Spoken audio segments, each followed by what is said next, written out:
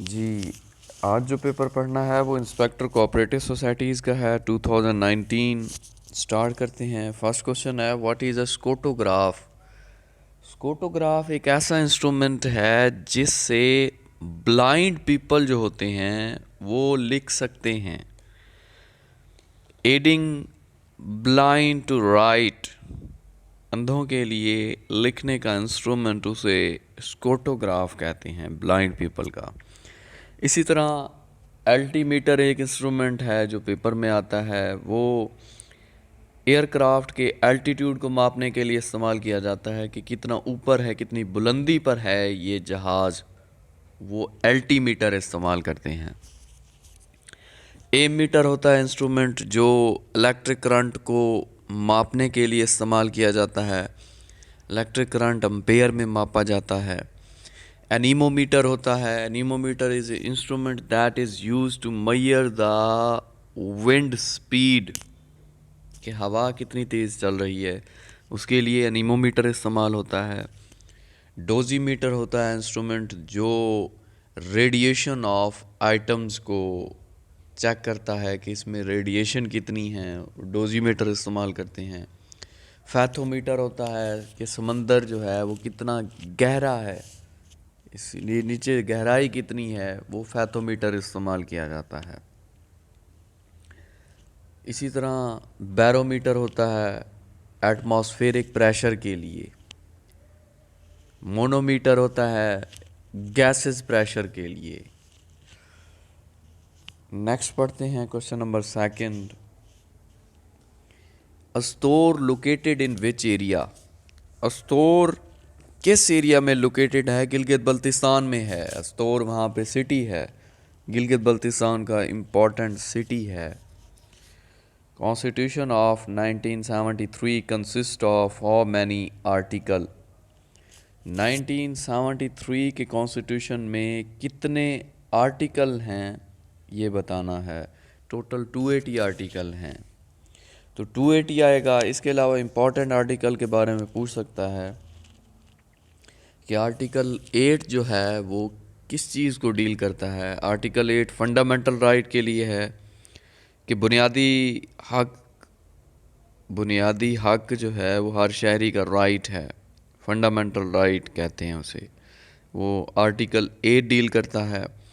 Security of person, हर इंसान की security government की ज़िम्मेदारी है, ये आर्टिकल 9 में है।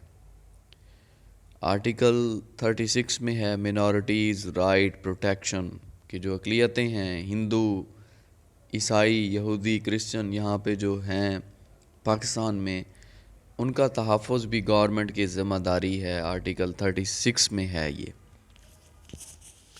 आर्टिकल 251 नेशनल लैंग्वेज को डील करता है कि हमारी कौमी ज़बान उर्दू है।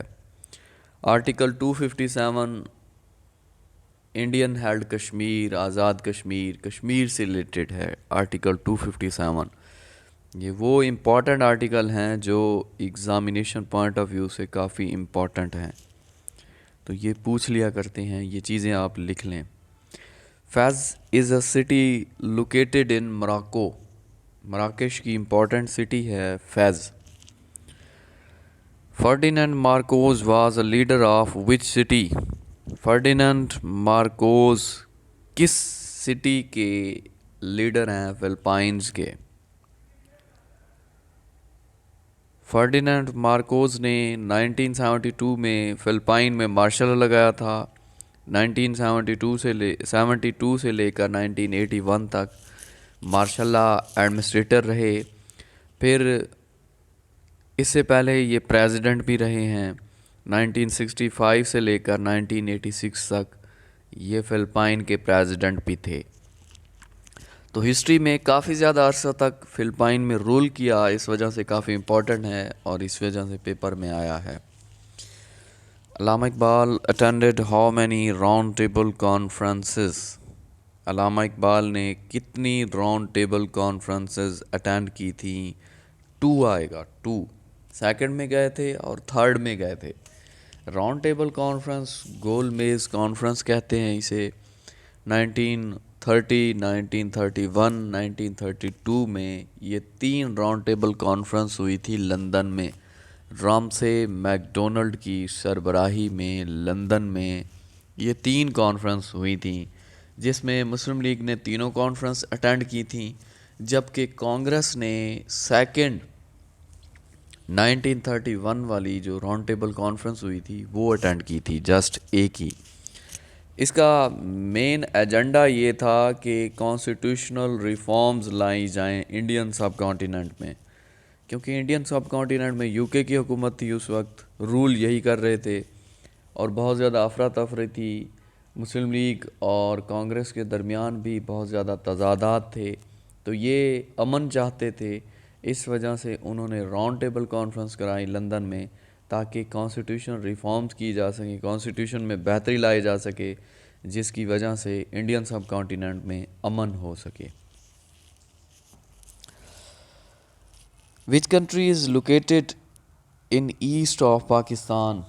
पाकिस्तान के ईस्ट में इंडिया है, मैंने बताया था पिछले दिन। ईस्ट में इंडिया, नॉर्थ ईस्ट में चाइना, वेस्ट में अफ़गानिस्तान, साउथ वेस्ट में ईरान और साउथ साइड पे अरेबियन सी है। ये हमारी लोकेशन है। Pakistani international female swimmer is Kiran Khan. ये इंटरनेशनल लेवल पे पाकिस्तान की पहली first Pakistani international female swimmer हैं Kiran Khan. Qamar Javed Bajwa present chief of army staff belongs to Baloch regiment. ये रेजिमेंट है इनकी, बलोच पंजाब। तो ये भी क्वेश्चन आता है कि सबसे ज़्यादा जो चीफ़ ऑफ आर्मी स्टाफ बने हैं वो किस रेजिमेंट से ताल्लुक़ रखते थे? वो पंजाब रेजिमेंट से ताल्लुक़ रखते थे, सबसे ज़्यादा जो चीफ़ ऑफ आर्मी स्टाफ बने हैं। जबकि जो कमर जावेद बाजवा हैं ये बेसिकली बलोच रेजिमेंट से ताल्लुक़ रखते हैं, बलोच हैं। Opposite of डेटरियोरेशन।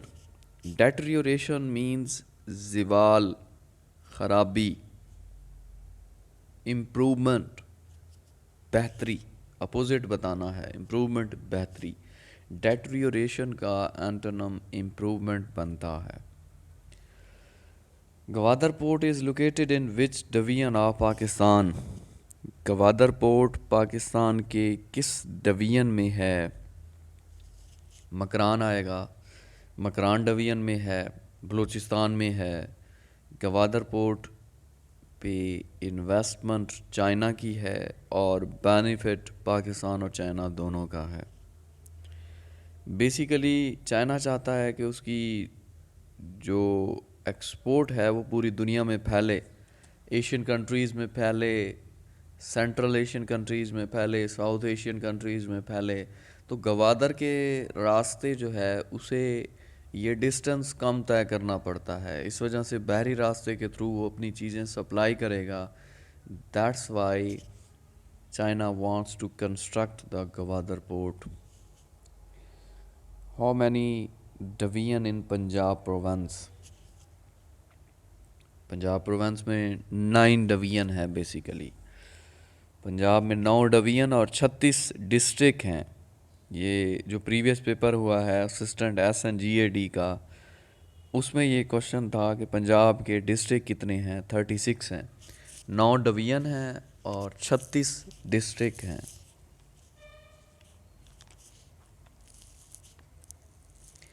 Karakoram highway constructed with the help of which country? China. Karakoram highway basically Pakistan और चाइना के दरमियान एक रोड रास्ता है, हाईवे है, जो चाइना के तामुन से बिल्ड की गई थी। इसे N35 भी कहते हैं, N35 नाम दिए गए हैं। ये 1300 किलोमीटर है, 810 माइल बनते हैं। ये पंजाब का एक एरिया है, हसन अब्दाल, यहाँ से स्टार्ट होती है, फिर KPK में, KPK से गिलगित बल्तिस्तान, फिर चाइना में सिंजियांग यूगर्स एक एरिया है, वहाँ पे जाके ये एंड होती है। ये 1979 में कंप्लीट हुई थी और 1986 में पब्लिक के लिए ओपन हुई थी, open for public. Manora island is located in Karachi port. Manora island basically Karachi port में है, कराची में है, पाकिस्तान में। In 2017 which country attacked Syria with rockets. 2017 में यूएसए ने रॉकेट गिराए थे सीरिया पे, शाम पे, और बहुत ज़्यादा 100+ लोगों की डेथ हुई थी, जिनमें से मेजॉरिटी बच्चों की थी। तो पूरी दुनिया से रिएक्शन आया था कि ये यूएसए क्या कर रहा है। टेररिस्ट को ख़त्म करने के लिए छोटे बच्चों को तो नहीं मार सकते। अब इतनी दूर से रॉकेट मारा है उन्होंने, इतना ज़्यादा नुकसान हो गया है सीरिया का, बेचारे मासूम लोगों की तबाही का बायस बना है ये रॉकेट। तो ये यूएसए ने गिराया था 2017 में। Keti Bandar is a famous for fish harbour. ये बेसिकली सी पोर्ट है, दीबल सी पोर्ट ठट्ठा के करीब। इस कटी बंदर के नाम से बहुत ज़्यादा फेमस है, यहाँ पे मछली का बिज़नेस भी होता है, fish harbour. When Quaid Azam joined All India Muslim League. Quaid Azam ने ऑल इंडिया मुस्लिम लीग को कब ज्वाइन किया था? All India Muslim league basically 1906 में इस्टेब्लिश हुई थी। इसके फाउंडर सलीमुल्लाह थे, जिसे नवाब ऑफ ढाका कहते हैं। मुस्लिम लीग का नाम मोहम्मद शफ़ी ने तजवीज़ किया था, और पहले प्रेसिडेंट सर आगा ख़ान थे। और मुस्लिम लीग का पहला इजलास दिसंबर 1907 को कराची में हुआ था, 1907 को। तो उस वक्त कैद आज़म ने ज्वाइन नहीं किया था। 1906 को कैद आज़म ने कांग्रेस को ज्वाइन किया था, तो कांग्रेस के ही हिस्सा रहे थे। 1913 में आके कैद आज़म ने मुस्लिम लीग को ज्वाइन किया था 1913 में, 1913 में। Khaksar movement was founded by Allama Inayatullah Mashriqi in 1931। Khaksar movement को फाउंड किया था अल्लामा इनायतुल्लाह मशरकी ने 1931 में। इसका बेसिक पर्पज़ ये था कि जो इंडिया के मुसलमान हैं उनको आज़ादी दिलानी है बरतानिया से, ब्रिटिशर्स से। ये खाकसार मूवमेंट का बेसिक पर्पज़ था, और ये बेस थी लाहौर में, यहाँ से शुरू हुई, फिर पूरे इंडियन सब कॉन्टिनेंट में फैली थी। Penicillin invented in 1928। ये बेसिकली एंटीबायोटिक है पेंसिलिन, जिसे 1928 में अलेक्जेंडर फ्लेमिंग ने इजाद किया था, जो यूके से बिलोंग करते थे। उस वक्त बहुत प्रॉब्लम थी, बहुत सी अमवात हो जाती थी, तो एंटीबायोटिक पेंसिलिन 1928 में अलेक्जेंडर फ्लेमिंग ने इन्वेंट किया था। Kofi Annan former secretary general of United Nation belongs to which country. Kofi Annan जो कि सेक्रेटरी जनरल थे यूनाइटेड नेशन ऑर्गेनाइजेशन से, वो किस कंट्री से बिलोंग करते थे? घाना से। 1997 से लेकर 2006 तक यूनाइटेड नेशन ऑर्गेनाइजेशन के ये सेक्रेटरी जनरल थे। यूएनओ के पहले सेक्रेटरी जनरल एंड ट्रिगव ली थे, जो नॉर्वे से बिलोंग करते थे, ट्रिगव ली। और अब जो मौजूदा हैं वो एंटोनियो गुइटर्स हैं, जो कि पुर्तगाल से बिलोंग करते हैं।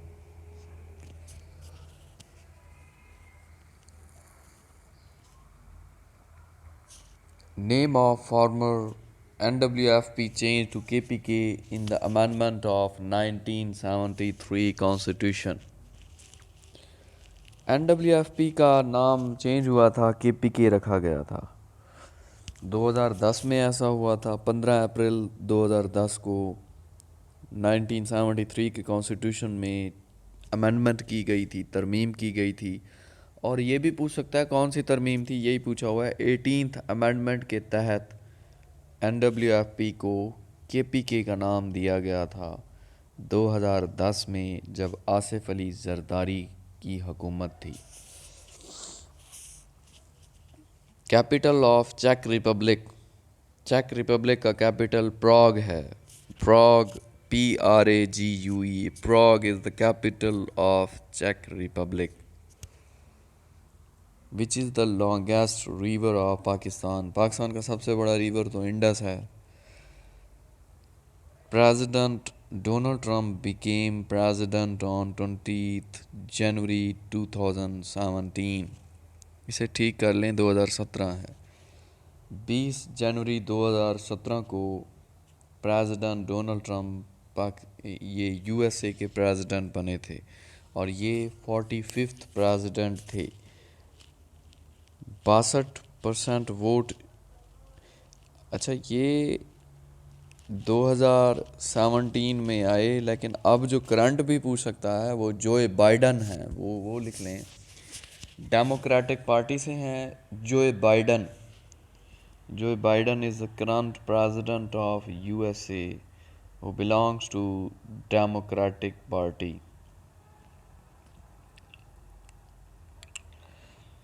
Fatima Jinnah contested presidential election in which year?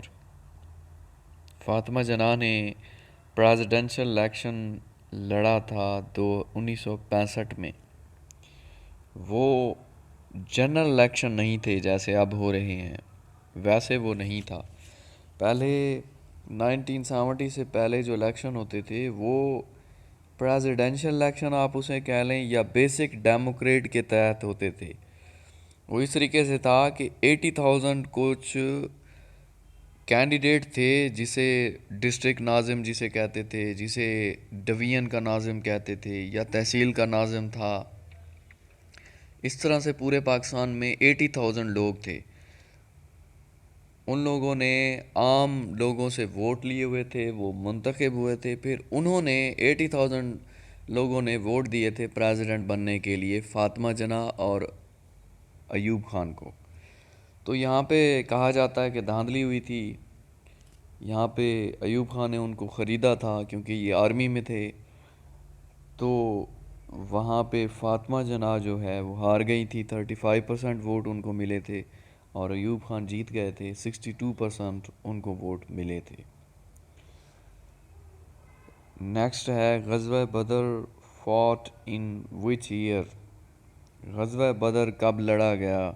2 हिजरी को 624 ईस्वी बनते हैं, क्योंकि मैंने आपको बताया था कि आप सल्लम ने 622 ईस्वी को मक्का से मदीना की तरफ हिजरत की थी, वहाँ से हिजरी ईयर स्टार्ट हुआ था। तो 623 ईस्वी फर्स्ट हिजरी, 624 ईस्वी सेकंड हिजरी बनता है।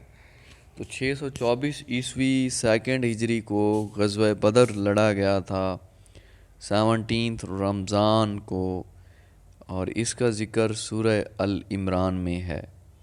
मुसलमानों की तादाद 313 थी और यहूदियों की तादाद 1000 थी।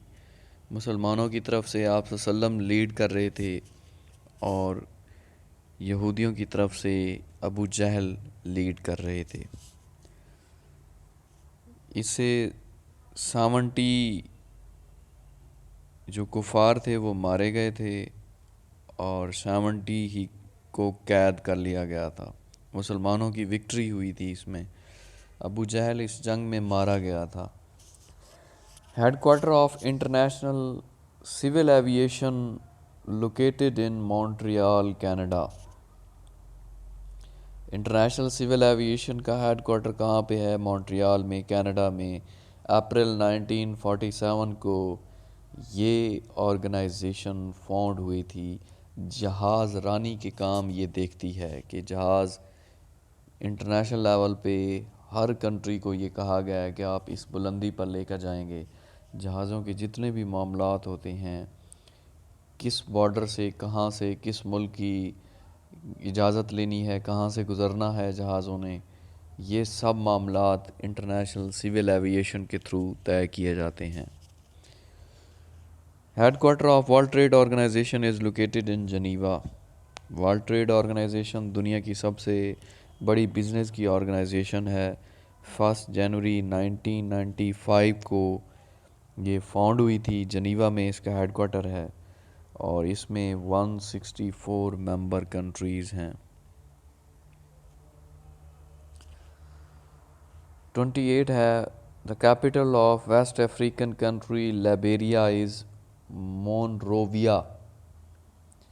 मोनरोविया कैपिटल है लाइबेरिया का, जो कि वेस्ट अफ्रीकन कंट्री है, अफ्रीका में है। अबू जहल डाइड इन विच गज़वा, अभी मैंने आपको बताया अबू जहल जंगे बदर में मारा गया था, तो गज़वा बदर आएगा। 17 रमज़ान को हुआ था। गज़वा बदर को यौमुल फुरकान भी कहते हैं।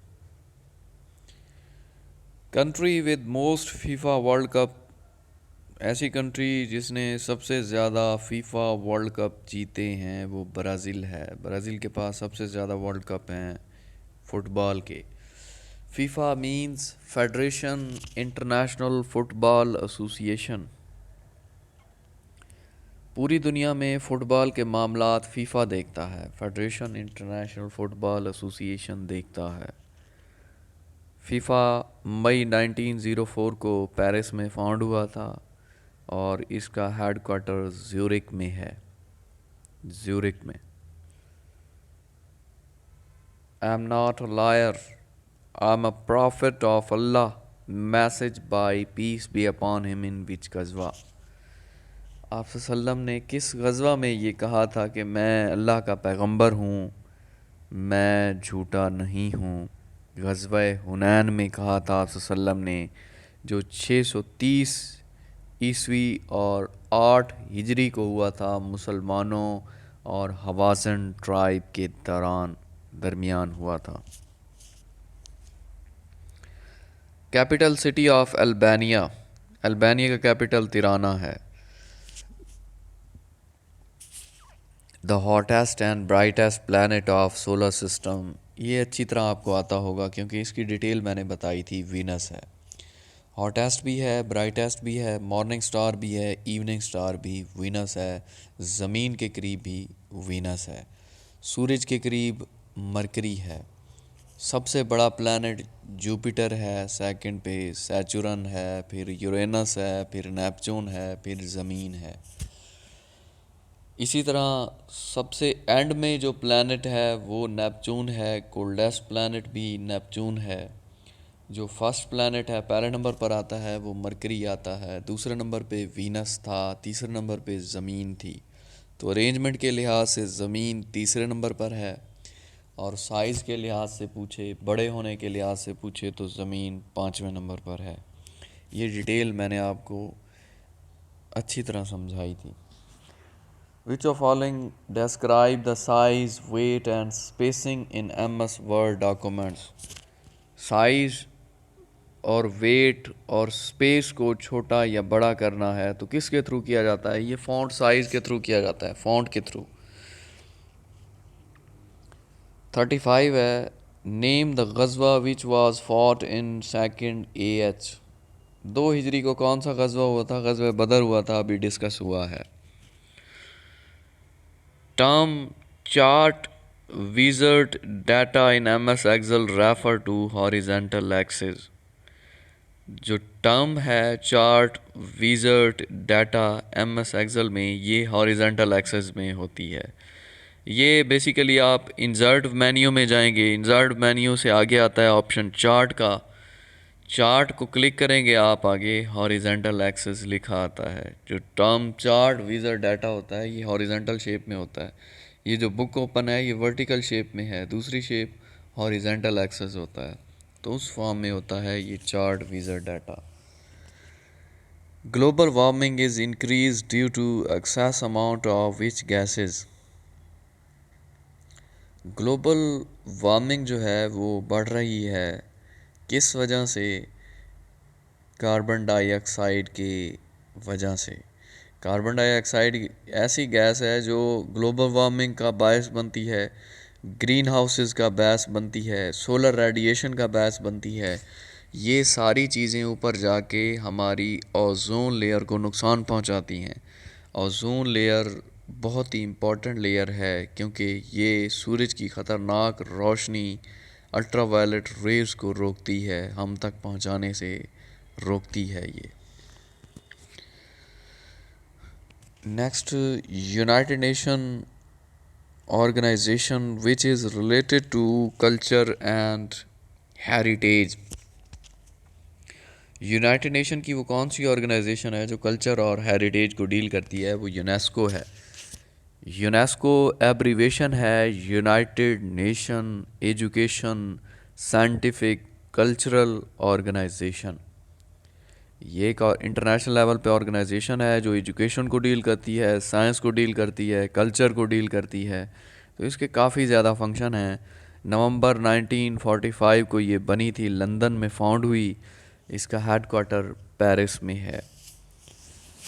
यूनेस्को कल्चर से रिलेटेड है। इसके अलावा यूनिसेफ पूछता है। यूनिसेफ UNICEF, यू से यूनाइटेड, एन से नेशन, आई से इंटरनेशनल, सी से चिल्ड्रन, ई से एमरजेंसी, एफ से fund. United nation international children emergency fund 1946 को न्यूयॉर्क में फाउंड हुई। न्यूयॉर्क में इसका हेडक्वार्टर है। ये बच्चों से रिलेटेड मामलात को डील करती है कि अर्ली एज में बच्चों की शादी नहीं होनी चाहिए, उनकी हेल्थ की प्रोटेक्शन की जानी चाहिए। बच्चों से रिलेटेड मामलात जितने भी हैं यूनिसेफ डील करती है। United Nation have total member 193 member countries. United Nation में टोटल 193 मेंबर कंट्रीज़ हैं। Non permanent member of United Nation organization. मैंने आपको बताया था यूनाइटेड नेशन ऑर्गेनाइजेशन के 6 प्रिंसिपल ऑर्गन हैं। जनरल असेंबली है, सिक्योरिटी काउंसिल है, इंटरनेशनल कोर्ट ऑफ जस्टिस है, इकोनॉमिक एंड सोशल काउंसिल है, ट्रस्टीशिप काउंसिल है और यूनाइटेड नेशन सेक्रेटेरिएट है। ये 6 हैं। उनमें जो सेकंड था सिक्योरिटी काउंसिल, उसमें टोटल मेंबरान की तादाद 15 बताई थी। 5 परमानेंट हैं, 10 नॉन परमानेंट हैं। यही चीज़ पूछी है उसने। Non permanent member of United nation 10 आएगा। मैथ के अभी नहीं करेंगे, मैथ के इकट्ठे करते हैं। 46 क्वेश्चन पढ़ते हैं। रियल नेम ऑफ इमाम बुखारी वाज। इमाम बुखारी का रियल नेम मोहम्मद बिन इस्माइल था। 810 ईस्वी को बुखारा में पैदा हुए थे। 870 ईस्वी को कर्नाटक एक सिटी है उज़्बेकिस्तान में, वहाँ पे आपकी डेथ हुई थी। तो इमाम बुखारी का असल नाम मोहम्मद बिन इस्माइल था। आपने हदीस को जमा किया था। First liar who announced himself as a नबी। जब खुलफा राशिदीन का दौर था, वहाँ पे कुछ लोग झूठ मूठ से अपने आप को नबी कहते थे। जादूगर होकर, जादू दिखाकर लोगों को कहते थे कि हम अल्लाह की तरफ से पैगंबर हैं, नबी हैं। तो पहला जो फर्स्ट लायर था वो मुसलमा कज़्ज़ाब था।